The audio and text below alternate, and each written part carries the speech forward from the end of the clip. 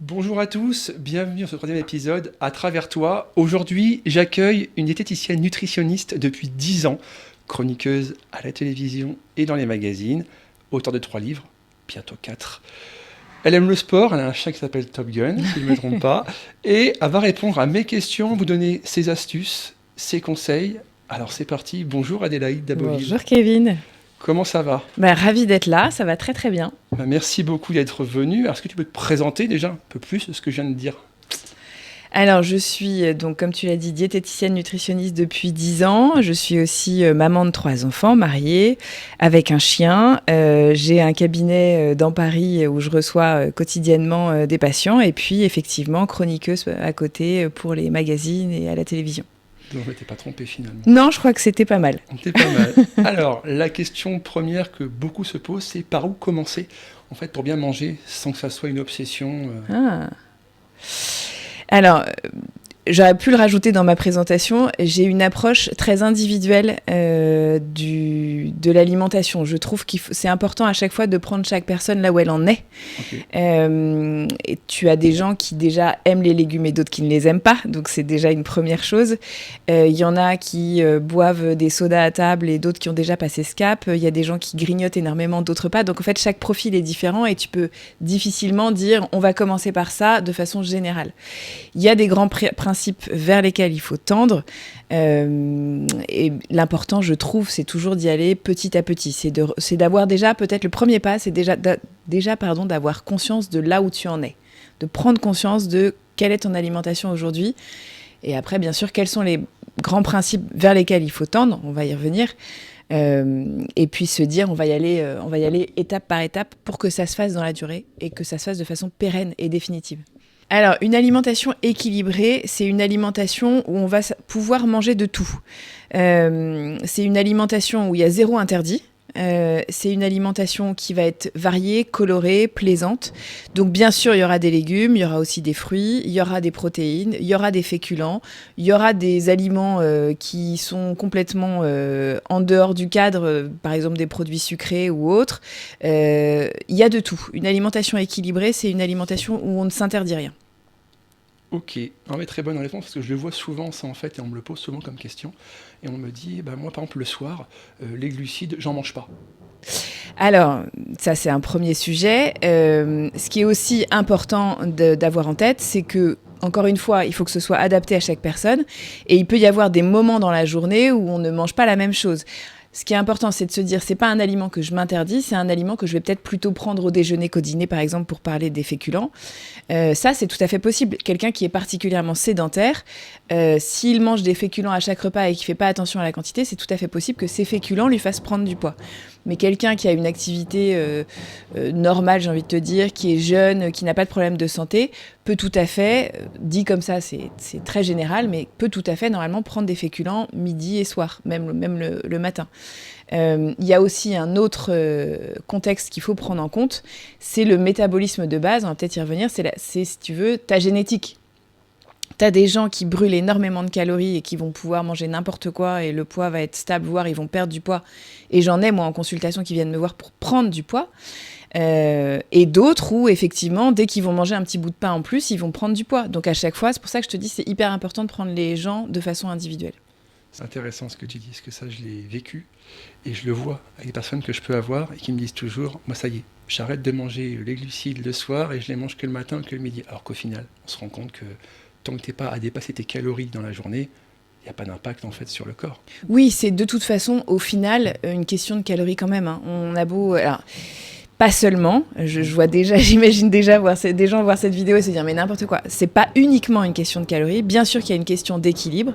Il y a une question de hormonale. Enfin, il y a plein d'autres choses qui rentrent en compte. Mais on peut quand même dire que le premier paramètre, c'est quand même une question de calories. Très bien. Alors pour toi, le gras, le sucre, le gluten, est-ce qu'on bannit ou est-ce qu'on évite? On bannit jamais. Pour moi, bannir, c'est déjà un déséquilibre alimentaire en soi. Tout est toujours une question de fréquence et de quantité. Donc le gras, on en a besoin, notre peau en a besoin, nos hormones en ont besoin, notre cerveau en a besoin. Donc si on enlève totalement le gras de notre alimentation, on risque d'avoir des carences. Et notamment là, tu vois, dernièrement, j'avais une patiente qui était hyper anxieuse. En rentrant dans le détail, je me suis rendu compte qu'elle mangeait 0 gras. J'ai dit, mais en fait, déjà, prenez un peu d'huile, vous allez voir, vous allez baisser votre anxiété. Enfin, tu vois, c'est vraiment concret. Le sucre, c'est le plaisir. Si tu enlèves totalement le sucre, tu vas avoir un déséquilibre. Alors, soit au niveau de ton mental, clairement, soit au niveau de ton alimentation, tu risques d'avoir un curseur qui va aller un peu trop vers le gras. Donc en fait, à chaque fois, il faut se dire que chaque nutriment a son intérêt et que c'est l'équilibre des 3 qui va faire que tu vas avoir une bonne alimentation et surtout arrêter de te prendre la tête. Moi, aujourd'hui, je vois beaucoup trop de gens qui se prennent la tête avec leur alimentation alors que c'est quand même ce qu'on fait 3 fois par jour. C'est ce qui donne le corps qu'on a derrière. Donc c'est hyper important d'être à l'aise avec son alimentation et de ne pas avoir que ce soit pas trop intellectualisé, tu vois. Comme on le dit si bien pour le repas plaisir, c'est important ou si la personne se rend compte qu'elle n'a pas besoin, c'est pas très grave. Moi, ça m'arrive de remonter les bretelles de mes patients quand ils mangent trop sainement. C'est-à-dire qu'une alimentation trop réfléchie, quotidienne, où on va manger le filet de dinde avec les brocolis, le riz et toujours la même chose et pas de plaisir et on est comme ça. En fait, pour moi, la personne va dans un mur. Il y a un moment où ça va bugger, c'est pas possible. C'est pas comme ça qu'on mange. On mange aussi pour des raisons sociales. On mange pour le plaisir, on mange pour partager des choses. Comme on fait le jour où on va fêter l'anniversaire d'un ami. On se met dans un coin et on pleure. Enfin, moi, je trouve ça horrible. Donc non, pour moi, c'est pas normal. Ça va faire plaisir à beaucoup de personnes, cette réponse-là, parce qu'il y en a beaucoup qui se posaient la question, et pourtant, on répète et on répète. Mais là, je pense que venant de ta bouche, à mon avis, ça risque. Ah, j'espère, hein, c'est un peu ma mission, hein, quand même. Et donc, les erreurs, finalement, les plus fréquentes que tu vois, en fait, chez une personne qui veut manger sain, ça en fait partie, finalement. Oui, en fait, si tu veux, ce qui est difficile, c'est que ça va avoir du résultat. Je pense à plein de patients, si vous me regardez, je vous embrasse, qui effectivement perdent du poids en mangeant hyper sainement et en étant hyper stricts dans leur alimentation. Et donc, effectivement, ces personnes-là vont perdre du poids. Sauf qu'au bout de 10 ans, je commence à avoir un petit peu de recul et je vois bien que ces mêmes personnes risquent de revenir me voir 2 ou 3 ans après parce qu'elles auront repris ce poids. Et pourtant, c'est pas faute de leur avoir dit méfiance, attention, faites-vous plaisir, etc. Il y a un juste équilibre à trouver. Et alors, si tu pouvais donner 3 repères simples à une personne qui veut manger vraiment sainement pour un repas, qu'est-ce que tu donnerais en fait comme repère Pour un repas, ouais. La base, là pour le coup on revient sur de la théorie de l'équilibre alimentaire qui doit rester quand même majoritaire, hein, c'est important, je ne suis pas en train de dire qu'il faut manger sucré la majeure partie du temps. La majeure partie du temps, en effet, il faut qu'il y ait à la fois des féculents, donc des pâtes, du riz, du pain, avec des protéines, donc tout ce qui est viande, poisson, mais aussi végétarien, donc avec des légumineuses, tout ce qui est lentilles, pois chiches, etc. Et bien sûr des légumes. C'est l'équilibre des 3 qui va faire qu'on a une alimentation équilibrée. Bien sûr, il faut que ce soit quand même sympa, donc avec un bon assaisonnement. Puis de toute façon, on a besoin de gras. Donc en gros, 1 cuillère à soupe d'huile par repas, c'est ce qu'on entend quand même assez régulièrement. Et puis, éventuellement, là aussi, je sais que je vais m'attirer les foudres en disant pourquoi pas un petit produit laitier et un fruit. Le produit laitier, on entend énormément de choses dessus. Pour moi, on n'a rien trouvé de mieux pour combler nos besoins en calcium. Donc il en faut quand même. Ce que j'allais dire, parce que pourtant, moi, je prends du lait chaque matin avec mon chocolat chaud, et pourtant, j'ai bien perdu du poids, donc c'est que ça fonctionne quand même, normalement. Oui, c'est autre chose. C'est pas pour une question de perte de poids. Le produit laitier, il est beaucoup remis en question parce que... pourquoi au départ, d'ailleurs, je sais même plus. Puisqu'en l'occurrence, je suis pas du tout convaincue par tous les arguments que j'ai pu entendre. Mais en gros, c'est de dire le lait de la vache, il est fait pour le veau, il n'est pas fait pour l'humain. C'est pas naturel de manger autant de produits laitiers. Il y a un lobbying derrière, etc. En l'occurrence, l'intérêt principal des produits laitiers, c'est d'avoir du calcium. On n'a rien trouvé de mieux pour l'instant pour combler. Et donc là, c'est la masse osseuse. Enfin, ceci dit, quand on est sportif, c'est super important aussi de conserver sa masse osseuse sur le long terme. Donc oui, ton lait du matin, garde-le. De toute façon, je comptais bien le garder, mais j'étais pas au courant qu'il y avait forcément... c'est un gros débat. Je savais pas qu'il y avait un débat sur ça. Et donc, par rapport au nombre de sportifs que l'on peut voir, et le sport en plus en France en ce moment, ça, avec la course à pied, le sport en salle, ça devient vraiment un rituel. Comment adapter en fait ces repas en fonction en fait du sport? Est-ce qu'il en fait un petit peu, pas beaucoup, si je cours pas? Comment adapter en fait ces repas par rapport à ça? Alors, c'est un sujet, c'est sûr. Aujourd'hui, on a un tel niveau de sédentarité dans notre quotidien qu'on a finalement mis en place ce sport qui nous permet la plupart du temps, pour le commun des mortels, qui nous permet de compenser notre sédentarité quotidienne. Donc c'est important d'en avoir conscience pour pas se dire tout de suite il faut que je mange plus parce que je fais plus de sport. En fait c'est juste le corps bouge, c'est chouette, c'est le minimum syndical, j'ai envie de te dire. Donc la majeure partie des personnes que je vois qui font du sport n'ont pas besoin d'adapter leur alimentation. Et pour avoir échangé avec des sportifs de haut niveau qui sont coachés par des diététiciens au quotidien, qui ont des pesées quotidiennes, qui ont des gros matchs, etc., en fait, ils mangent juste peut-être plus en quantité, mais ils gardent cet équilibre. Certains vont passer au prot en poudre, mais c'est même pas la majorité des sportifs de haut niveau. Quand on est vraiment dans le game, on n'a pas, même eux n'ont pas besoin forcément de prendre de la prot en poudre. Parce que je t'écoute et c'est super intéressant, mais en même temps, il y a ce que tu dis, ça va vraiment après interagir avec mes questions qui suivent. Okay. C'est pour ça, en fait, j'en ai plein en tête d'un seul coup. Et donc, manger avant ou après le sport, moi, c'est une question qui revient souvent. Voilà, j'attends d'avoir ta réponse pour après savoir comment dire où moi je me situe. Et, parce que beaucoup se posent la question. Alors, j'étais vent debout avant à dire il faut absolument manger avant la séance de sport et parce que aussi moi je peux pas ne pas manger, j'ai besoin de manger avant ma séance, sinon j'ai l'impression d'être beaucoup moins performante. En tout cas c'est ce qui me concerne. Il faut toujours faire gaffe parce qu'on a parfois tendance, même quand on est professionnel, à s'inspirer de sa propre expérience et c'est vraiment un défaut qu'il faut éviter à tout prix. Pour avoir échangé là aussi avec d'autres professionnels qui sont dans le sport, je me rends compte que c'est peut-être pas tant simple, c'est pas si simple que ça. Ça va dépendre aussi de l'alimentation, peut-être en dézoomant un peu de ce que tu as mangé la veille et l'avant-veille. Par exemple, quelqu'un qui aura pris beaucoup de pâtes la veille au soir pourra peut-être courir le lendemain matin sans avoir de problème. Moi, ce que je constate quand même souvent dans mon cabinet, j'ai une balance qui permet de regarder la masse musculaire et la masse graisseuse. Les patients qui ont une alimentation un peu hypocalorique, qui font du sport à jeun, notamment qui vont courir à jeun, eh ben, ils ont tendance à perdre de la masse musculaire. Et je sais que pour avoir coaché un patient qui faisait pas mal de sport, qui voulait augmenter sa masse musculaire et baisser sa masse graisseuse, eh ben on a réussi à atteindre ça en le faisant manger avant ses séances de sport. C'est pas non plus un truc que je retrouve de façon systématique, donc je commence à être un peu nuancée sur le sujet, tu vois, j'avance dans l'âge, je m'assagis, donc je suis pas si formelle, mais quand même, là encore une fois, on revient à de l'individuel, c'est un truc que je peux tenter pour essayer d'augmenter la masse musculaire et baisser la masse graisseuse. Ok, oui, donc en fait, avant ou après, ça va vraiment dépendre de la personne finalement. Et peut-être du sport aussi. Du sport qu'il fait. Ouais. Oui, que ce soit course à pied ou salle de sport ou autre sport collectif, c'est pas du tout la même chose. Renforcement musculaire ou cardio, c'est quand même assez différent. Ok, non mais on est d'accord. Et du coup, toi, alors, tu fais quoi ? Moi, en fait, c'est que j'ai tenté de le faire à ma perte de poids au tout début. J'allais le samedi matin parce que je travaillais pas, donc j'allais au sport et en fait, sans déjeuner. Ok. Et j'étais en forme. Bon, l'erreur, c'est que je me pesais 6 fois sur 7. Donc voilà, forcément, au début, c'était une grosse erreur. Et je me rendais compte, je me dis, chouette, je perds. Mais en fait, je perds pourquoi ? Parce que j'ai pas déjeuné. Donc en fait, le poids est totalement différent. Et j'ai arrêté en fait à jeun parce que je me rends compte que ça sert à rien et qu'après, j'y vais toujours 2 heures après. Toujours comme ça. Très bien. Ouais, parce que sinon, après, je suis barbouillé. En fait, ce qu'il faut visualiser, je trouve, c'est qu'il faut trouver un bon équilibre entre la quantité que tu vas manger, le moment où tu vas manger et ta séance de sport. En fait, quand tu manges, tout ton système sanguin va se concentrer sur ton système digestif. Tous les vaisseaux vont se concentrer sur cette partie-là de ton corps.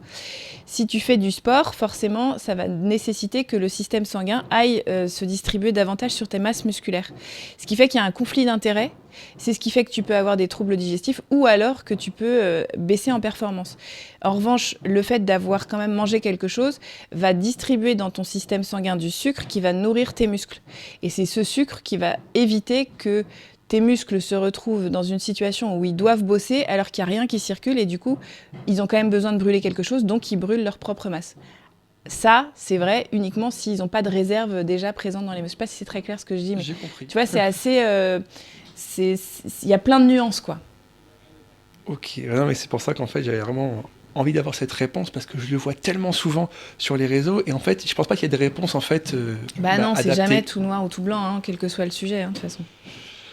Alors la fameuse question dont les protéines en poudre, est-ce utile ou pas pour quelqu'un, alors, peut-être de lambda comme moi, ou un athlète vraiment sportif, haut niveau, etc. Est-ce que c'est deux choses séparées, ou c'est pareil pour tout le monde? Est-ce que tu le conseilles? Qu'en penses-tu? Eh ben, écoute, encore une fois, pour en avoir discuté avec, ouais, je vais le nommer. J'en ai parlé dans un podcast avec Gaël Ficou, donc tu vois, qui est au 15 de France, Oui. Qui va jouer son match là dimanche, et que j'embrasse au passage. Et lui me disait que dans l'équipe, il y en a un ou deux qui prennent de la poudre, mais c'est tout. Et tu vois la masse qu'ils ont tous. Donc lui n'utilise pas de poudre. Par exemple, pour te donner un exemple, là, je pense qu'on peut difficilement faire plus sportif que ça. Donc non, pour moi, le sportif du dimanche, en tout cas, c'est no way. Je vois vraiment pas l'intérêt. Quelqu'un qui va arrêter de manger de la viande et qui va se mettre vers de la poudre pour compenser ses besoins en protéines, là, je vais vachement questionner la démarche intellectuelle, parce que pour moi, ça n'a pas vraiment de sens. Mais bon, voilà, je suis pas là pour juger les gens, mais peut-être les aider à faire les bons choix. Non, je pense qu'on peut quand même, la majeure partie du temps, bien sûr, on a des besoins en protéines qui sont augmentés quand on fait plus de renforcement musculaire, etc. Mais ça peut largement être compensé par l'alimentation. Donc je vois pas l'intérêt de ces produits-là.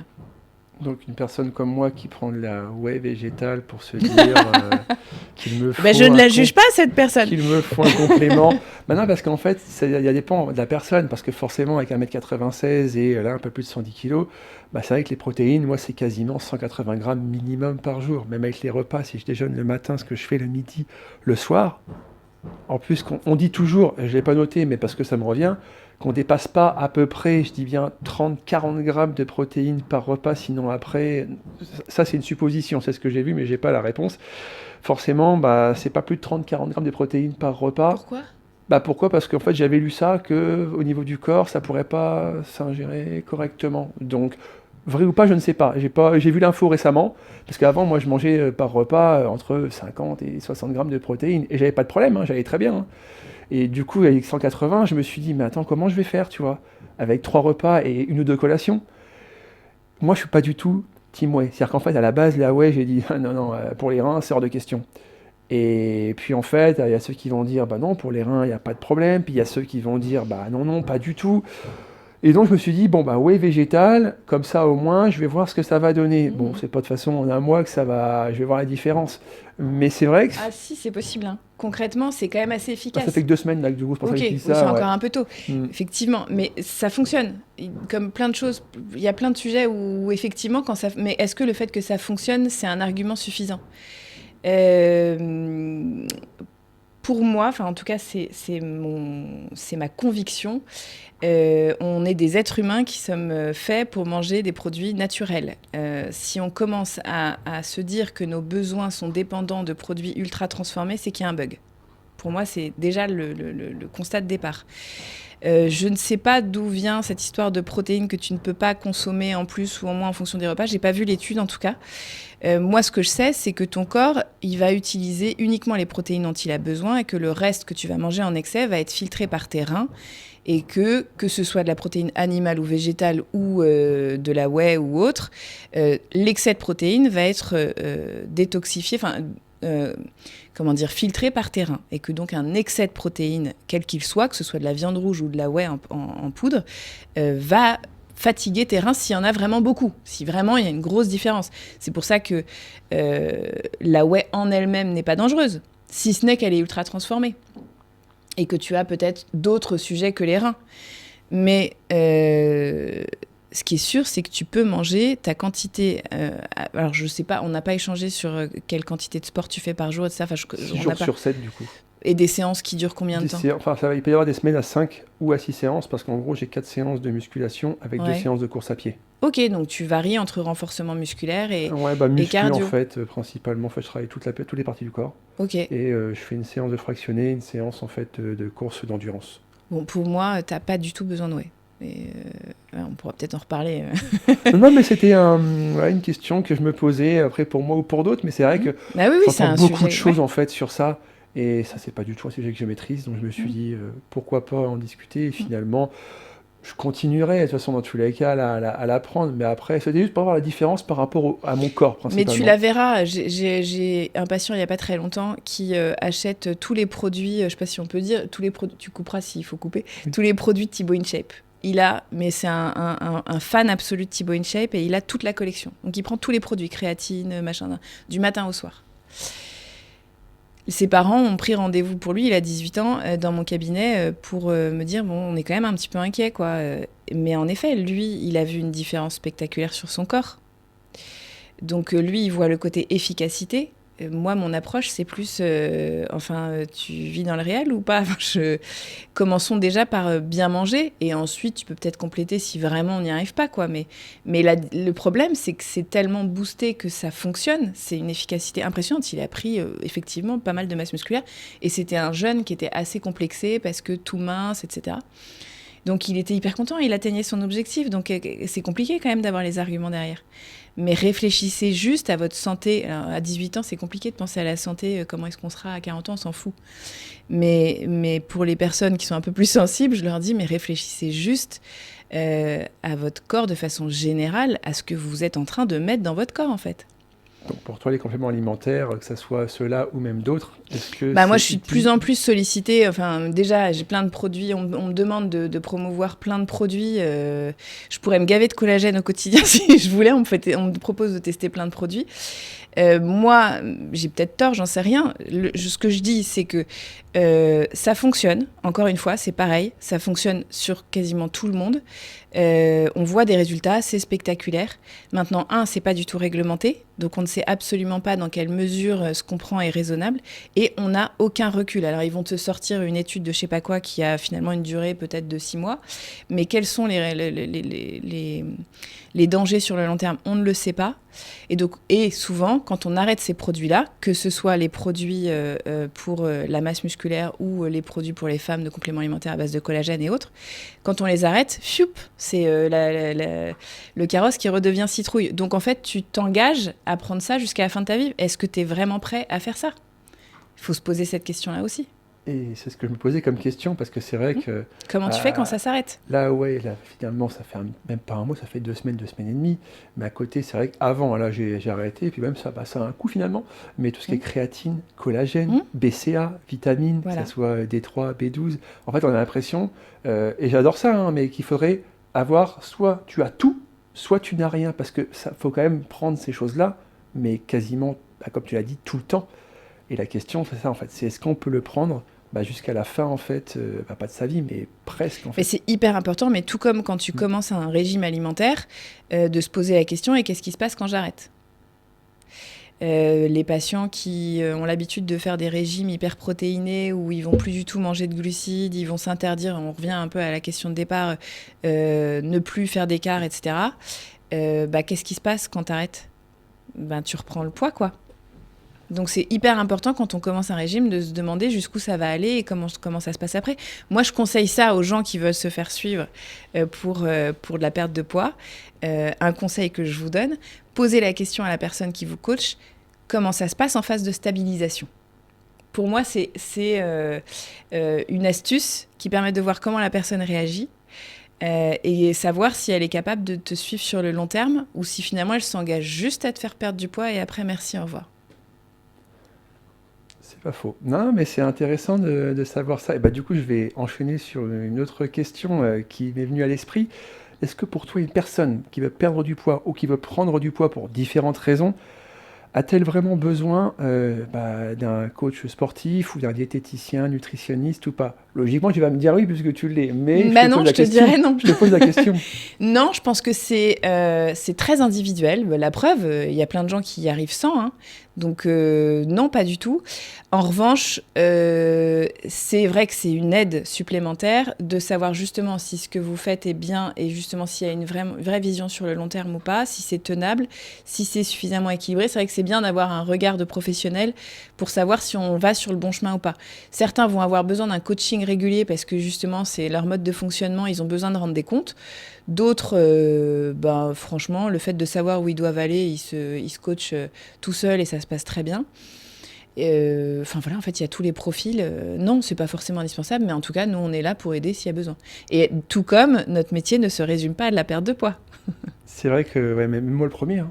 C'est vrai que je le résumais un petit peu souvent à ça, mais pas que, puisqu'il y a pas mal de Ah, pas du choses. tout. On va en reparler, mais oui, on peut dire là tout ce qui est TCA, etc. Ça, c'est Mhm. un gros problème. Ouais. Bah, d'ailleurs, bon, j'avais pas non plus écrit parce que c'est un gros sujet, mais ça, parlons-en en fait, les personnes qui, comme tu l'as dit, pas forcément besoin de perdre du poids ou n'y prendre, mais qui ont toujours cette envie en fait bah, de vouloir manger en fait tout et n'importe quoi, manger ses émotions. Qu'est-ce que je l'entends ça par exemple?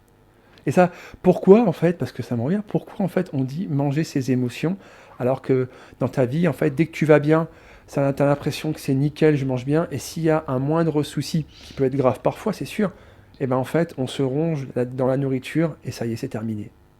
Parce qu'on a oublié, et c'est ce que je te disais, on a oublié un paramètre essentiel de l'alimentation qui est la notion de plaisir. C'est un fait qu'on a tous constaté, on peut se faire extrêmement plaisir avec un aliment, que ce soit avec du sucre ou avec du gras, en général c'est ces deux choses-là qui reviennent. Et donc on ne peut pas considérer l'alimentation uniquement comme un apport nutritionnel pour son corps.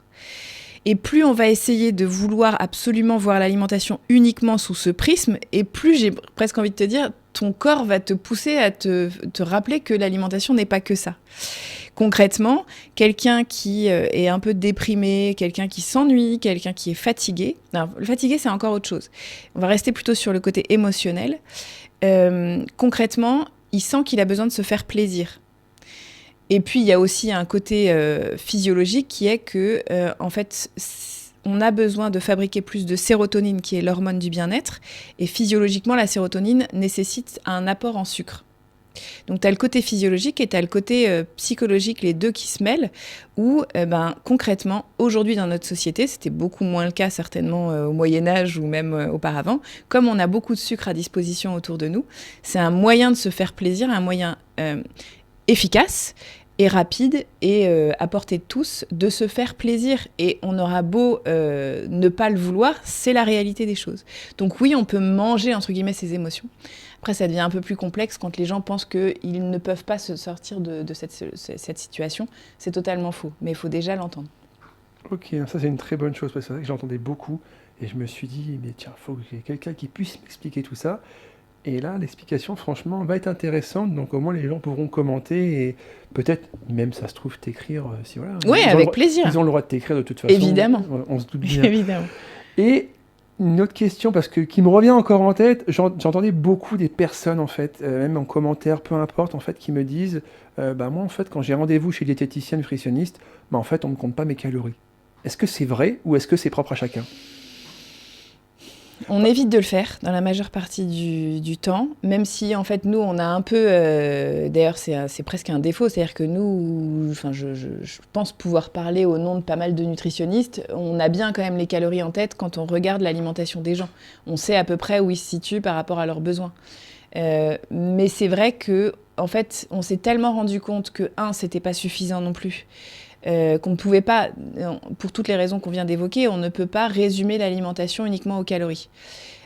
Et aussi parce que quand tu as une carence en certains nutriments, de toute façon, tu ne peux pas forcément atteindre ton objectif. Donc tu as aussi ce côté-là qui est important.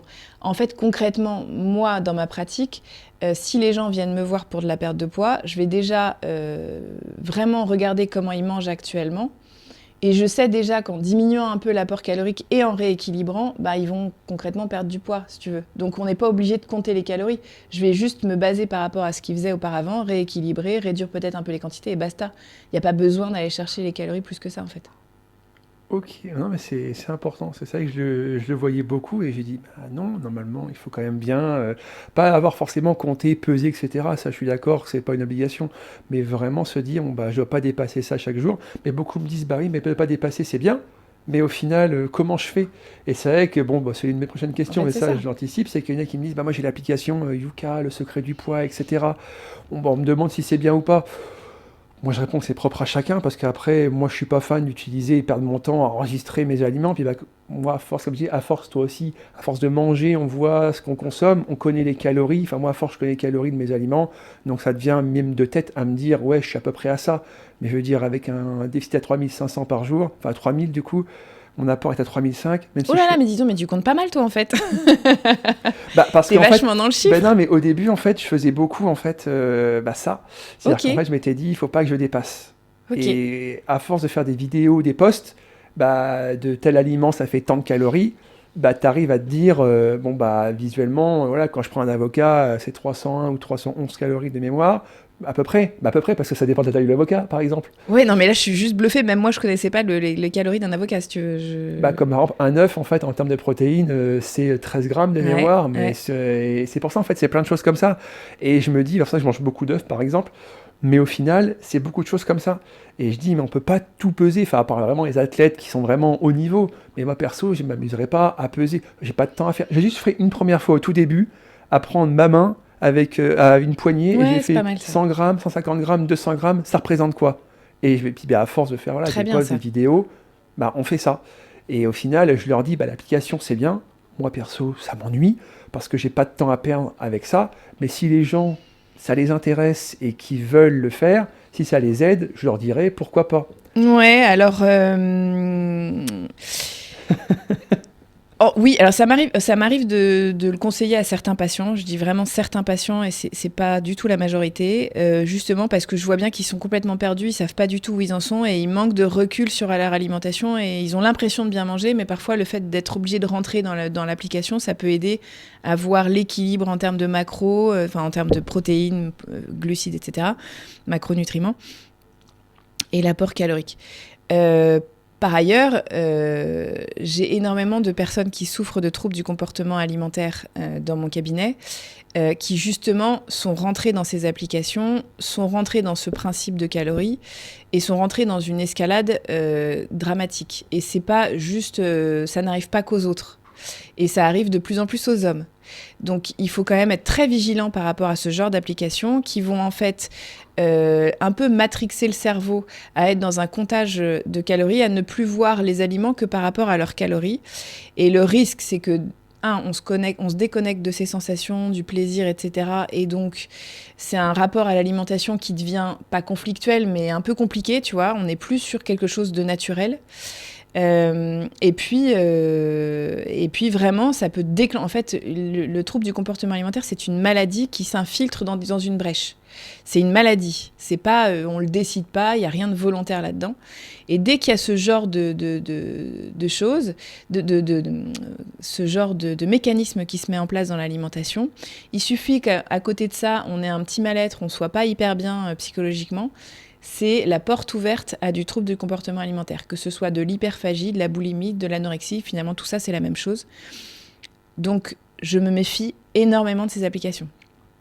Quand je dis aux gens de le faire, c'est genre faites-le une semaine, pas plus. Parce qu'en plus, on devient... les mêmes personnes en général vont acheter la balance connectée qui va donner les résultats quotidiennement. Je dis ça, je sais pas si tu l'as. Mais du coup, où ils vont traquer en permanence leurs calories, leur poids. Et finalement, ça prend une place de fou dans le quotidien. Et là, c'est mettre l'alimentation beaucoup trop haut dans le quotidien. L'alimentation, elle est là pour te servir, elle n'est pas là pour te faire devenir esclave, tu vois ce que je veux dire? Oui, parce qu'effectivement, enfin, je dirais pas que c'est ça pour ma part. Mais après, comme je l'ai déjà dit, c'est vrai que moi, avec ce que je faisais, enfin ce que je Oui, fais mais même sur bien les posts sûr. et les vidéos, en fait, je suis arrivé que ça devient d'habitude. Maintenant, le Mm. dire à quelqu'un fait comme ça, faut vraiment avoir envie de vouloir apprendre et de se dire, Ouais. ok, ça fait telle ou telle chose. Donc non, moi, c'est vrai que je leur dis, bah au moins, il faut calculer votre déficit calorique. Et puis après, déjà, ça, vous savez à peu près où vous en êtes. Parce que là, c'est vrai que bah, ils ont tendance à vraiment utiliser l'application, comme certains, ils l'utilisent. Mais en fait, des fois, c'est pas forcément officiel dedans, par exemple, les données, on sait pas, Mais hein. oui, en plus, Donc ouais. c'est ce qui m'embête. Donc je leur dis toujours, et moi le premier, j'espère que ça va passer auprès de toi, mais je regarde toujours moi le dos du paquet, et je vois 100 grammes les calories, je dis ok, mais pas que, parce qu'avant j'étais basé que sur ça. Sauf qu'en fait, un aliment, pareil, où tu vas avoir le taux de masse grasse, enfin la matière grasse, avec le gras saturé, je préfère manger un aliment où je vais voir 10% de matière grasse avec 0,1 gras saturé que 5 de gras, mais avec 4 de gras saturés, parce qu'au final, moi je le vois comme ça. Et c'est ce que je conseille toujours. J'avais vu, alors officiel, je ne pense pas, mais j'avais vu qu'il fallait pas avoir, entre guillemets, fallait avoir 10% entre la masse grasse et le gras saturé. Genre en gros, si j'ai 10 de masse grasse, fallait pas que j'ai plus de 1 en gras saturé, fallait pas plus de 10%. Est-ce que tu as déjà entendu cette chose-là ou Alors pas du non, tout? j'avais pas entendu cette chose-là. Ça me dérange un petit peu en fait de penser comme ça parce que du coup tu vas encore une fois ne regarder tes aliments que par rapport à leurs chiffres et à leur... j'ai une façon de fonctionner complètement différente de toi. Et je dis pas du tout qu'il y a un mieux... Enfin je t'explique moi ma Oui, façon non, de mais c'est fonctionner. important. Moi, ma façon de fonctionner, c'est plus de regarder les aliments dans l'autre sens, non pas en fonction de leurs calories ni de leur pourcentage, etc., mais plus de se dire, tu vois, par exemple, la viande rouge, pour prendre un exemple qui me vient, je sais qu'elle est riche en protéines, je sais qu'elle est riche en fer, je sais qu'elle est très rassasiante, donc... Et je sais par ailleurs que si j'en mange plus de 500 grammes par semaine, je risque de développer un cancer colorectal. Donc, pour toutes ces raisons, la viande rouge, je vais en manger 2 fois par semaine max. Du coup, je me dis, ok, j'ai mon apport en viande rouge. La viande blanche est plus maigre, elle a moins de gras. Donc, parce que la viande rouge, au passage, c'est pour ça que j'y pense, elle a plus d'acides gras saturés. Puisque c'est un aliment. Enfin voilà, c'est une viande. En fait, l'acide gras saturé, je suis obligée d'expliquer, pardon. C'est un Oui, peu. vas-y. Faut pas que ce soit pénible, mais en gros, l'acide gras saturé, pourquoi il faut qu'on y fasse attention? C'est parce que nous-mêmes, on fabrique de l'acide gras saturé et que on en a besoin. Mais comme on sait le fabriquer nous-mêmes, on n'a pas forcément besoin d'en manger. Mais donc, c'est pas forcément nocif en soi, c'est juste que si on en mange trop, on risque d'avoir un excès et du coup de développer des maladies cardiovasculaires, etc. Mais si tu veux, il faut prendre aussi du recul et voir que c'est pas parce que tu vas manger un peu d'acide gras saturé une fois que tout de suite ça devient embêtant. Donc en fait, c'est plus, moi je me dis, ok, donc j'aime bien ça, je vais prendre un peu de protéines viande rouge, je vais prendre un petit peu de poulet, je vais prendre un petit peu de poisson. Pour cela, je parle de juste des apports en protéines. Je vais prendre des œufs et en gros des sardines, des maquereaux, etc. Et donc je vais juste regarder mon alimentation sur la semaine et me dire, je vais essayer de manger tous ces aliments sur la semaine. Et c'est l'équilibre que je vais avoir sur la semaine avec cette variété d'aliments qui va faire que je vais répondre à mes besoins en acides gras, à mes besoins en protéines, etc. Et comme je sais que je vais avoir des légumes à côté, je sais que la quantité de fibres que j'ai va me permettre d'équilibrer le cholestérol que je vais avoir à côté. Et comme je vais avoir des féculents à côté, je sais que je vais pas être en excès, tu vois. Et je sais que c'est l'équilibre qui va faire que je vais avoir tout ce dont j'ai besoin. Donc je me prends pas la tête des pourcentages, etc.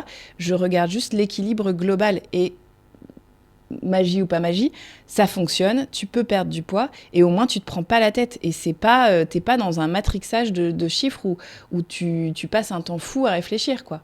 Donc en l'occurrence, je trouve ça plus confortable. Mais Ah non, mais je suis scotché parce qu'en fait, ce que tu dis, bah, en soi, est vrai. Mais par contre, c'est vrai qu'au final, je suis vraiment c'est une approche complètement dans différente. l'opposé. Mais la façon dont tu as fonctionné t'a permis de perdre du poids, donc je comprends que tu sois attaché. Et finalement, ça correspondait à un moment de ta vie qui a fait que c'était ça qui t'a permis de perdre du poids. Donc si chacun trouve, tu vois, par exemple, je pense à une patiente que j'ai suivie, j'arrivais pas à lui faire perdre du poids, ça fonctionnait pas, quoi. Et puis elle est revenue me voir, parce qu'on s'entendait bien, c'était juste que ça matchait pas. Et elle est revenue me voir après en me disant, j'ai perdu 10 kilos, je suis trop contente. J'ai fait les plats qu'on te livre, donc les plats comme j'aime. Et elle me dit, bon, bah, par contre, maintenant, je suis un peu embêtée parce que je voudrais stabiliser et j'ai pas envie non plus de manger ces plats-là tout le temps. Donc elle revient me voir pour de la stabilisation. Mais en soi, elle me dit, bon, j'espère que vous n'allez pas m'engueuler. Je dis, mais en fait, vous avez réussi à perdre du poids avec cette méthode-là. Ben, en fait, ça reste une méthode qui n'est pas non plus dangereuse pour votre santé. Vous avez réussi à atteindre votre objectif. Je suis surtout contente pour vous. Maintenant, il est peut-être temps de passer à autre chose pour stabiliser et voir le long terme, encore une fois. Toujours cette histoire de comment on sort de tout ça, quoi. Okay. Tu vas pas compter jusqu'à la fin de ta vie, Kevin. Il y a un moment, il va falloir sortir de ce truc-là. Bah, après, non, parce que finalement, comme par exemple, quand je vais prendre du blanc de poulet ou du blanc de dinde, vu que je mange très souvent la même chose, forcément, ça revient en fait à connaître un petit peu les calories, Ouais. les protéines. De toute façon, c'est ce que je dis, on est tous pareils. Enfin, moi perso, mes protéines, c'est tout le temps la même chose. Ça va être la viande rouge, la viande blanche, et ça va être thon, saumon fumé, maquereau, etc. Sardines, et les œufs, bien sûr, parce que les œufs, d'ailleurs, les œufs, petite question. Pour toi, combien d'œufs? Et c'est même pas dedans, parce que tu vois, pour vous dire, j'avais même 37 questions, j'en suis qu'à la 10e, c'est pour vous dire qu'au final, bon, il y en a d'autres qui se sont mélangés. Mais parce que j'y pense, mais combien d'œufs par jour peut-on manger vraiment? Est-ce qu'il y a vraiment... Parce que j'entends, bon, en gros, pour te dire, j'ai peur. Moi, j'en mange 6 par jour. Voilà. Alors, merci pour ta confiance et de m'avouer cet énorme péché. Je ne sais même pas pourquoi, au départ, on a autant diabolisé les œufs. Enfin, si, bien sûr, je sais pourquoi. On a dit que c'était un problème... on pensait que c'était lié au cholestérol et que donc, il fallait faire attention à sa consommation d'œufs. On le sait aujourd'hui, c'est officiel, il n'y a pas de lien direct entre ta consommation d'œufs et des risques de cholestérol. Et il n'y a pas plus de risques qui sont apparus entre-temps. Donc, en fait, l'œuf n'est pas dangereux pour la santé. En fait, ce qui me dérange plus là-dessus, c'est l'équilibre général. Mais après, toi, tu me dis que justement, tu manges aussi de la viande, du poisson, etc., et que tu varies. Ça correspond peut-être à tes besoins en protéines et c'est peut-être grâce à ça que tu manges moins de poudre. Donc, si c'est pour atteindre tes objectifs, 6, ça me paraît beaucoup, mais est-ce que tu es dans l'excès par rapport à ta dépense énergétique? Il faudrait creuser un peu le sujet, je sais pas. Bon, en vrai, ça fait seulement que 2 œufs durs le matin, le midi et le soir. Hein. C'est pas énorme. Mais après, oui, 6 passe. C'est vrai qu'en fait, il y en a qui me disent 6, c'est énorme, même au niveau du budget. Bon, ça, c'est sûr, c'est encore autre chose.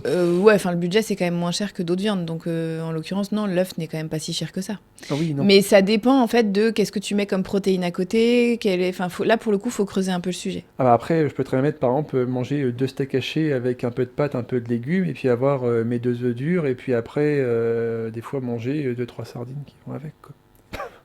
Et avec ça, t'arrives pas à tes besoins en protéines quotidiens? Bah si, mais moi, en fait, j'ai que 3 repas. J'ai le matin, le midi et le soir. Après, j'ai les collations, mais en fait, la collation de l'après-midi, j'ai pas faim. Okay. Et la collation du matin, souvent, soit je me fais un petit gâteau, en ce moment, healthy, vraiment. Donc c'est vraiment yaourt nature, fromage blanc, flocons d'avoine, pépites de chocolat et 2 bananes. Et ça me fait ma petite collation. Ou alors, sans citer de marque, j'ai un porridge, mais qui est déjà un peu préfet. Mais il faut que je mette du lait, je mets la poudre, et alors il n'y a pas d'eau, il n'y a rien dedans.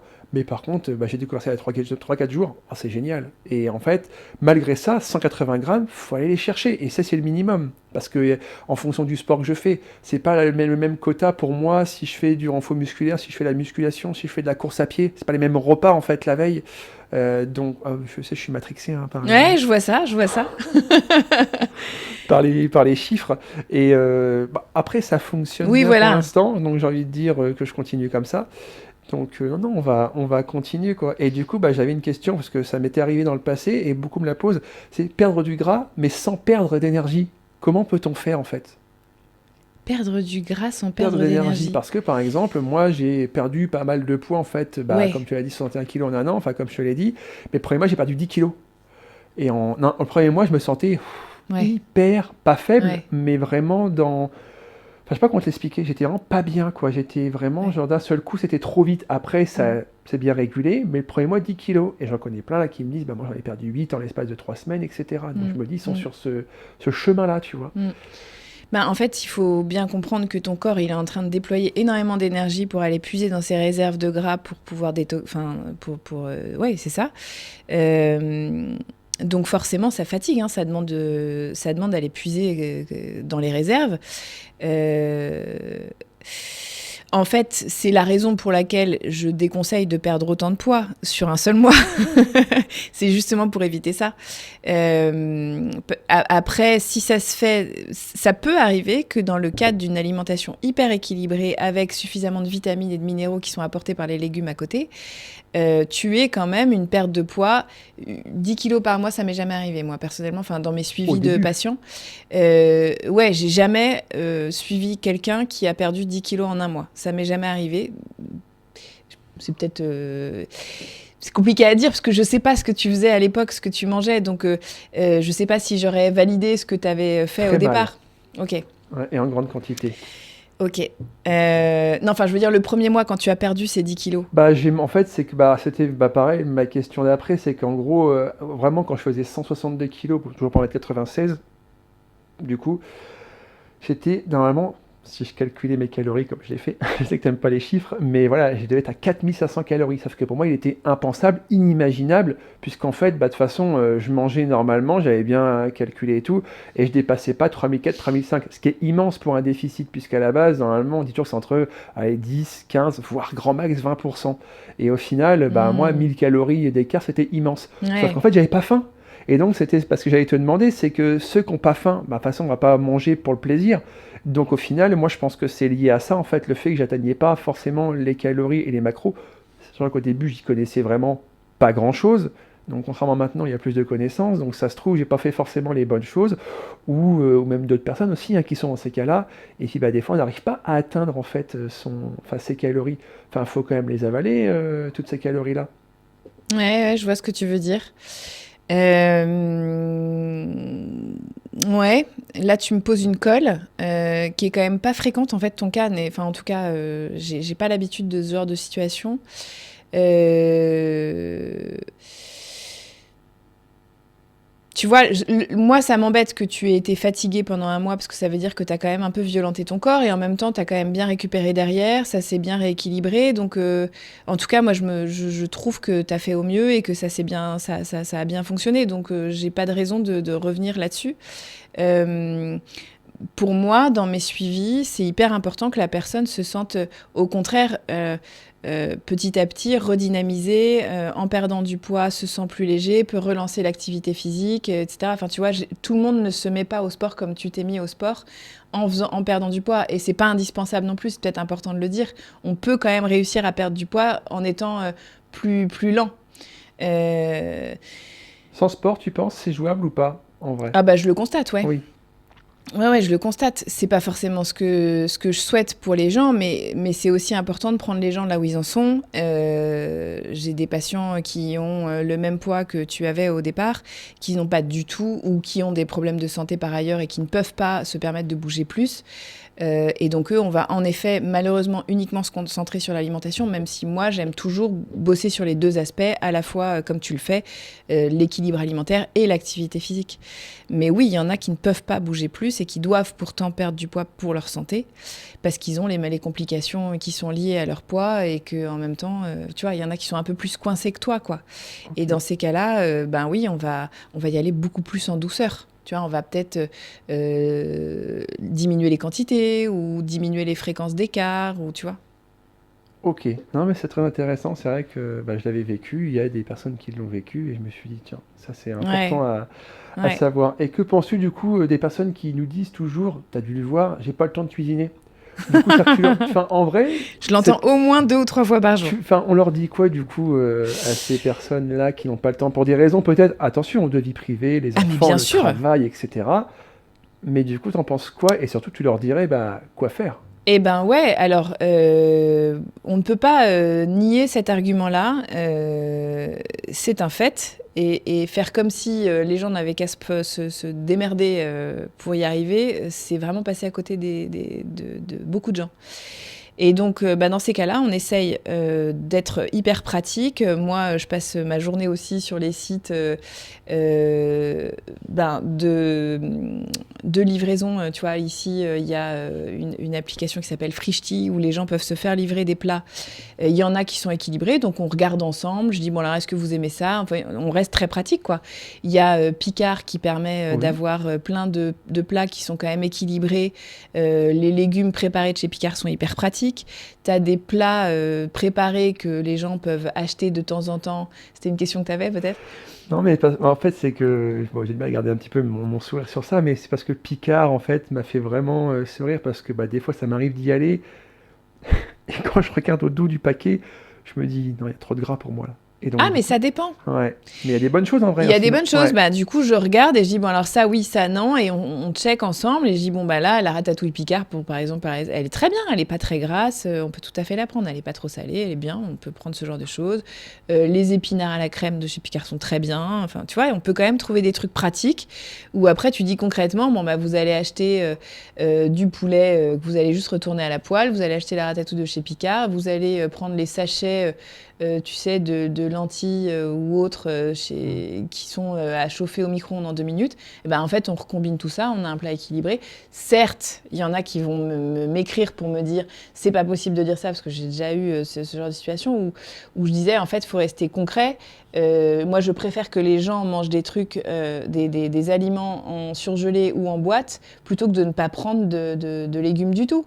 Donc, bon, en l'occurrence, les valeurs nutritionnelles ne sont pas forcément détériorées, même quand c'est en boîte. C'est très peu détérioré quand c'est en surgelé. Donc, allez-y, quoi. Donc pour toi, plat préparé, on va dire à éviter ou toujours bon, finalement, tu Bah, as ça dit dépend de la ça dépend. composition du plat C'est ça. préparé. Ok. Non, mais c'est très intéressant parce qu'en plus, c'est vrai que moi qui vais, pas souvent, mais de temps en temps à Picard, en parlant de ça, les pains aussi, tout ce qui va être pain complet. Alors, Ouais. pas de pain blanc, enfin, pas de pain blanc. Faut éviter, ouais, je vais plutôt dire ça, faut éviter le pain blanc, ça c'est une vérité. Ou pas? Tu me regardes, c'est une vérité ou Là, pas? je regarde, vous Alors, me dire pas sûr. eh ben non, ça m'arrive de dire aux gens, c'est pas la priorité. Par exemple, quelqu'un qui mange du pain blanc mais qui mange pas de légumes, je vais pas lui dire attendez, vous allez arrêter le pain blanc et on va se concentrer là-dessus, quoi. Non, il y a peut-être d'autres priorités, donc continuez le pain blanc. Par contre, au lieu de mettre de la confiture dessus, on va peut-être mettre plutôt d'autres produits, quoi. Je voudrais pas donner d'exemple parce que je voudrais pas que les gens disent ah j'aime pas ça, mais par exemple du fromage ou je sais pas.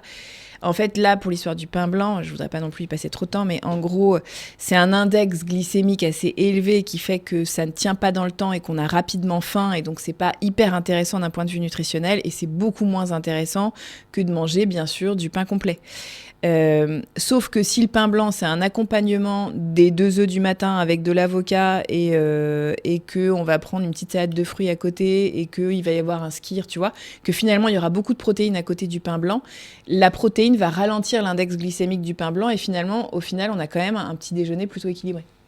Donc oui, c'est pas génial, mais c'est pas non plus à diaboliser. Ok, ah, c'est vrai que moi je le diabolisais concrètement, et c'est vrai, pas souvent, mais voilà, c'était une fois toutes les 2, 3 semaines parce que je suis adepte du pain au seigle et du pain complet, par exemple, tu Ouais, vois. mais tu vois, par exemple, tu peux te retrouver dans une situation où t'es au restaurant, t'as pas de féculents, tu sais qu'il t'en faut, il y a du pain blanc. Qu'est-ce que tu fais? Tu le manges ou tu le manges Bien pas? sûr, je le mange, j'adore Bah ça. voilà. Et de toute façon, le fait qu'il y ait des protéines et des légumes à côté fait que Mm. ben, ça va passer beaucoup moins vite dans ton organisme, donc ça passe. Et c'est mieux que de pas prendre de pain du tout. Après, ça dépend de l'objectif perso au niveau du sport, peut-être de la personne aussi. Ben oui et non, parce que ne pas prendre de féculents du tout, ça reste quand même problématique. Donc il vaut mieux parfois prendre des féculents d'un peu moins bonne qualité que pas du tout. On l'entend aussi souvent, ça. Moi, je fais les différents régimes, en fait, enfin, pas moi, mais il y a des différents régimes, vegan, keto, cétogène, méditerranéen, etc. Et ça, on entend souvent, ouais, bah moi, je mange des protéines, c'est modéré, mais par contre, je mange peu de glucides, voire pas. Mais si tu fais du sport, dans tous les cas, t'es obligé d'avoir en fait des glucides à un certain niveau, certes, mais t'es obligé. Nous sommes d'accord. Bah, alors là, pour le coup, tu prêches une convertie, mais le problème, c'est que ça fonctionne. C'est que les gens vont perdre du poids. Sauf qu'ils vont déjà perdre pas mal de masse musculaire. Et puis, bah, bien sûr, il y a tout un mécanisme qui se met en place dans ton corps de gestion un peu de crise, parce que finalement, ton corps, il est en manque d'un nutriment dont il a fondamentalement besoin. Donc, tu vas avoir un regain d'énergie. C'est ça qui est hyper compliqué à expliquer aux gens, c'est que les gens qui font des régimes cétogènes ont un regain d'énergie, une pêche d'enfer.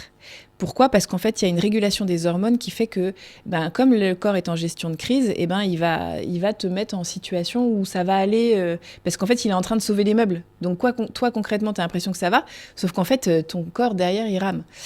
Donc moi, le problème que je trouve avec ces régimes-là, c'est qu'à chaque fois, ça fonctionne. Donc les gens disent, bah ça fonctionne, donc pourquoi tu m'embêtes? Sauf que sur le long terme, quand est-ce que tu vas pouvoir remanger un gâteau avec tes enfants? Comment tu vas faire sur le long terme? C'est toujours la même question, hein, comment tu fais sur le long terme? Et en plus, en parallèle, les études là montrent que tu abîmes ton corps sur le long terme. Donc, Ça va plaire à beaucoup de personnes, je pense, cette réponse. Ah, je sens que je vais avoir des petits commentaires. Ah bah, je pense qu'il va y en avoir, parce que bah, forcément, tu te doutes bien que les questions que j'ai, il y a quelques-unes, ça me concernait, mais c'est beaucoup de choses que je vois, et je me dis, non, là, je suis obligé de te les poser, comme le fameux Nutri-Score. Moi, ça, franchement, je trouve ça, alors, tu me donneras ton avis, mais moi, je trouve ça fou. Le Nutri-Score, pour moi, on ne devrait même pas le regarder, parce que moi, je suis toujours sur mon Méchocapic Nutri-Score B, je crois que c'est de du Nutri-Score B, et le saumon fumé Nutri-Score D. Alors que si on regarde un peu, on va dire derrière, Nutri-Score, ok, il y a beaucoup de sel pour le saumon fumé, mais en termes de protéines, c'est quand même plus intéressant. Bon, alors, c'est pas le même aliment, attention, encore une fois, mais je veux dire, comment on peut en mettre B à quelque chose qui est logiquement bien plus sucré et qui apportera beaucoup moins au niveau du corps que du saumon fumé, même s'il est beaucoup plus salé. Oui, non, mais tu pointes du doigt ce que je critique en permanence, donc on est complètement raccord sur ce sujet. Force est de constater que le Nutri-Score, enfin en tout cas cet organisme-là, a le mérite de pousser les industriels à faire mieux. C'est-à-dire que maintenant, ils sont obligés quand même d'améliorer leurs recettes, de diminuer leur sucre. Je pense par exemple aux céréales du matin. À cause du Nutri-Score, on serre un peu la vis et il y a quand même des produits qui deviennent de moins en moins mauvais. Tu vois, les gâteaux des enfants sont moins sucrés, ils utilisent des farines parfois un peu moins blanches. Donc il y a quand même des choses qui, tu vois, ça leur tord un peu le bras et donc c'est pas plus mal. Donc d'un point de vue industriel, ça a tout à fait son intérêt. D'un point de vue individuel, je ne conseille jamais à mes patients de l'utiliser parce qu'en effet, je trouve que c'est encore hyper imparfait pour les raisons dont tu viens de parler. Hier encore, j'avais une patiente qui mangeait des soupes en briques parce qu'elle est chez elle, elle a besoin de manger des légumes et en ce moment, elle est dans un endroit où elle n'a pas de four, pas de micro-ondes, elle ne peut pas cuisiner, tu vois. Et elle me dit, bon, il faut quand même que je mange des légumes, j'ai trouvé cette option. Je ne vais pas lui dire, non mais stop, on arrête. Et pourtant, je regarde le Nutri-Score avec elle et la composition, je la trouve bien. Et je vois Nutri-Score C pour un velouté 8 légumes. J'ai dit, mais stop, quoi. Donc elle me dit, moi, je pensais que c'était pas bien, j'osais à peine vous en parler parce que c'est Nutri-Score C. J'ai dit, mais enfin, c'est... Donc là, ça nous dessert concrètement, quoi. Et à côté de ça, dans la même journée, j'ai eu une autre patiente qui m'a montré un produit hyper transformé, qui cochait les cases, pas de sel, pas de sucre, etc. Je sais plus ce que c'est comme produit. Et c'était Nutri-Score A, alors que j'étais en train de lui dire, non mais stop, ce produit-là, ça n'a aucun sens. Donc, ouais, non, c'est bien quand on se retrouve, on m'avait donné cet exemple-là, je trouvais ça pas bête, quand on se retrouve dans une station-service, en partance, en vacances, tu dois choisir entre 2 salades ou entre 2 produits, ok, là, tu regardes le Nutri-Score, mais j'ai pas trouvé mieux.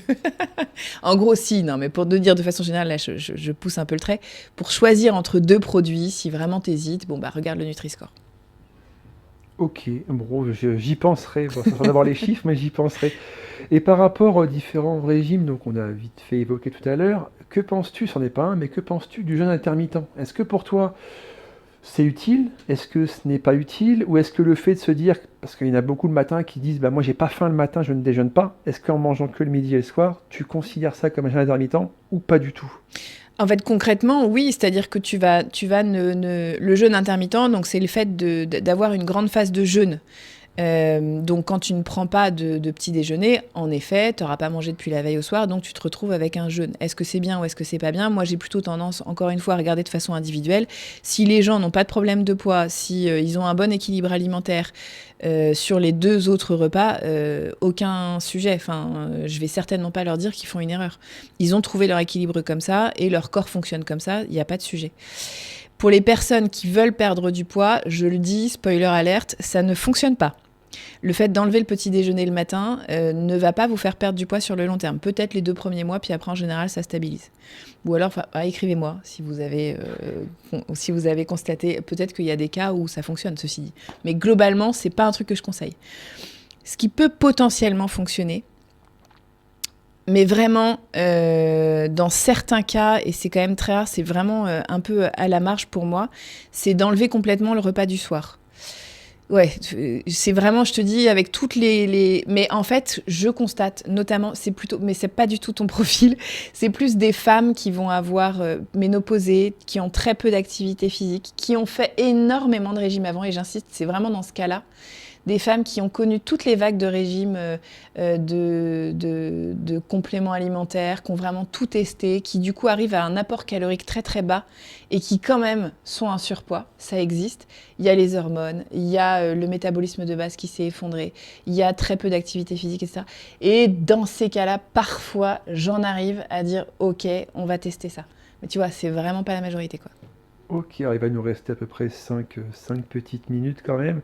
J'en ai encore quelques-unes, mais on va déjà beaucoup Je vais de questions. répondre plus... Non, mais après, façon on a déjà plus- pas mal de questions qu'on a déjà vues auparavant.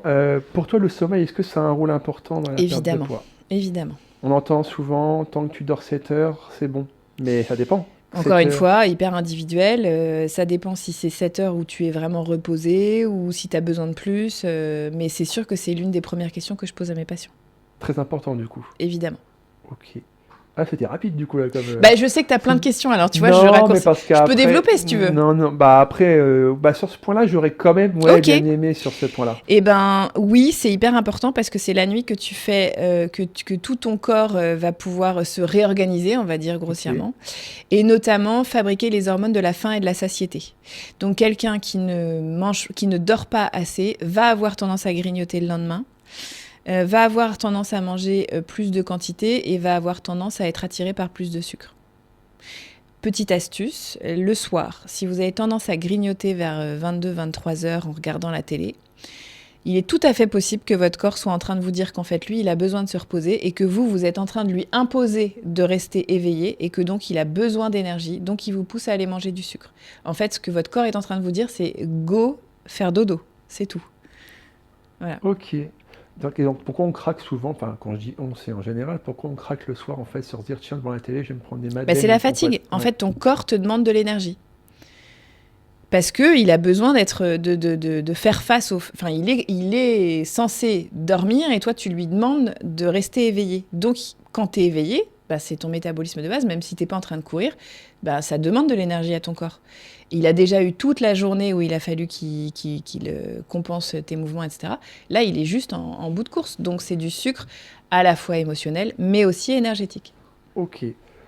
Et quasiment ultime question. Pour toi les régimes stricts c'est pas possible, on est d'accord. C'est la Bah patience oui. avant tout. Ouais, je pense que là, tu auras compris que le régime strict... Bah, après, je sais pas ce que tu entends derrière strict, mais je vois pas l'intérêt. En tout cas, déjà, si tu parles de strict, ça veut dire que tu es dans la privation, donc non. C'est ça. Mm. Ça, ce que j'entends beaucoup, c'est moi je commence par perdre du poids, mais pendant 2-3 semaines je mange pas de gras, et puis après je le fais au fur et à mesure. Ouais, ça, t'as pas mal de nutritionnistes qui conseillent ça, la phase d'attaque, en gros. Moi je l'ai pas aimé, tu vois, par exemple, j'avais déjà perdu 47 kilos en 4 mois avec un nutritionniste il y a 8 ans. Ouais. Et en fait, c'était pas, mais quand je dis, j'aime pas cette expression, mes parents, pas de gras pendant 4 mois. Genre mes tomates mozza, c'était sans huile d'olive, quoi, par exemple. Alors pourtant, les mozzarella, c'est un fromage gras. Et en fait, c'est que ça, pas de sauce, rien. Moi, je me revois encore avec mes samedis soirs où je mangeais mes salades Sodebo pendant que mes amis mangeaient une raclette. Et si je sortais voilà, en boîte ou autre, je prenais un coca ou deux, mais pas plus, et pas d'alcool. Ah bah 4 mois, j'ai perdu rapidement, mais derrière, c'est pour ça que beaucoup me disent, bah moi, je fais pareil. Bah maintenant, j'ai changé ma façon de penser et j'ai dit non, les gars, là, on arrête ça. Et du coup, maintenant, faut pas. En fait, ce qu'il y a de terrible, encore une fois, c'est que ça fonctionne. Quel que soit le nutriment que tu enlèves à ton corps, comme il y a une carence, le corps s'adapte et il va puiser dans les réserves. Donc c'est toujours le même problème et j'espère que les gens auront compris au bout de cet échange que c'est pas parce que ça fonctionne que c'est bon pour la santé et que c'est bon sur le long terme et que ça va vous permettre de stabiliser après. Nous sommes d'accord. Bon, là, on a quasiment, je dis bien quasiment terminé, mais je suis obligé de terminer sur une question pareille. C'est quel conseil donnerais-tu, en fait, à quelqu'un, en cours, hein, mais quel conseil, au pluriel, donnerais-tu à des personnes qui veulent perdre du poids, les meilleurs conseils, entre guillemets, que tu pourrais leur donner? Ok. Eh bien, alors, premier conseil, du coup, ça va être, voyez... Ne restez pas sur du court terme, même si vous voulez rentrer dans une robe dans 2 mois parce qu'il y a un mariage, ça, c'est pas une bonne idée. Regardez sur le long terme si l'alimentation que vous allez mettre en place est tenable. Premier conseil. Deuxième conseil, restez sur des produits les plus naturels possibles parce que c'est ce qu'on a trouvé de mieux pour faire du bien à son corps. Et peut-être troisième conseil, un beau corps, c'est pas un corps qu'on prive ou qu'on met en souffrance, c'est un corps qu'on chouchoute, j'ai envie de dire, c'est un peu cucu de dire ça, mais c'est un corps dont on va s'occuper correctement en lui apportant les nutriments dont il a besoin. Tu vois ce que je veux dire ? Oui. J'aime pas du tout le rapport conflictuel avec le corps où on y va, on veut perdre du poids et en gros on est dans la souffrance. On peut tout à fait perdre du poids et de façon bien plus durable quand on est dans une approche plus holistique, bienveillante envers son corps. Voilà. C'est parfait du coup. Ça c'est très bien. Et la question que je pose à tout le monde, tu auras la réponse ou non, c'est quelle personne aimerais-tu voir à ta place la prochaine fois ? Ou une personne que, connue, pas connue, on s'en fiche, hein, mais vraiment que tu aimerais voir, que ce soit dans le sport, la nutrition, un athlète, quelqu'un voilà, qui a perdu du poids ou autre. Qui t'a marqué ? Et ben, tu vois, du coup, peut-être le Gaël Ficou dont je te parlais tout à l'heure, parce que justement, je trouve que ce serait intéressant que tu aies un échange avec lui sur comment ça se passe dans le milieu professionnel sportif et pouvoir voir comment eux fonctionnent. Bah, écoute, c'est noté, on va le mentionner dans la vidéo, puis on va voir effectivement s'il va le voir. Bah, en tout cas, merci beaucoup, merci Avec à plaisir. toi. La vidéo, elle sera donc disponible sur YouTube en intégralité, en extrait sur mes réseaux ainsi que sur l'Instagram d'Adélaïde. Donc voilà, donc, à travers toi pour Instagram, à travers toi pour YouTube, Adélaïde Daboville ou Adélaïde.nutritionniste. Ouais, exactement. C'est ça, hein, Oui, c'est Adélaïde.nutritionniste. exactement. Donc pour les extraits aussi, et puis sur les plateformes audio, bien évidemment. La prochaine fois, donc 4e épisode, nous aurons une personne transformation physique qui a perdu plus de 100 kilos. Et sache que derrière chaque voix, il y a un écho et que peut-être cet écho sera le tien à travers toi.